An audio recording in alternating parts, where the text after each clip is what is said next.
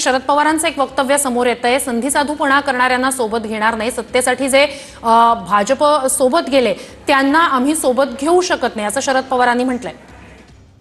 चांगली गोष्ट आहे, कारण हे एक आदर्श राजकारणाचं प्रतीक आहे। आदर्श राजकारणामध्ये आपला विचार, आपला पक्ष हा खुर्चीपेक्षा विचार मोठा आणि श्रेष्ठ असणं यामध्ये काय गैर आहे।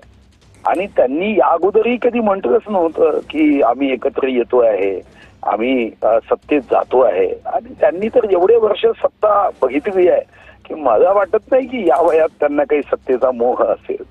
त्यांचा निर्णय त्यांच्या पक्षाच्या संदर्भात आहे, त्यांच्या पक्षाला पुढे नेण्यासाठी ते आधी या वयात जो प्रयत्न करताय, मला वाटतं की याचा अर्थच होता की ते एकत्र येणार नाही। पण ठीक आहे, आपण एक वाक्य घेतो आणि एका वाक्यावर इतकं काही चॅनलवर 20-20 दिवस आपण दाखवतो एकत्र येतील। आणि मला व्यक्तिगत रीतीने वाटतं की असं कधी एकत्र येण्याचा त्यांचा विषय असेल तर ते सुतवाच करण्याच्या ऐवजी त्या दिवशी निर्णय करू शकतात। आजही त्यांचं नेतृत्व त्यांच्या पक्षामध्ये, आजही सर्वमान्य नेतृत्व त्यांच्या पक्षात आहे आणि म्हणून त्यांनी आपल्या कार्यकर्त्यांना एक दिशा दिली एका वाक्यातून। नक्कीच नक्कीच सुधीर मुनगंटीवारजी, धन्यवाद, तुम्ही आमच्याशी संवाद साधलात त्यासाठी। अमोल मिटकरी जी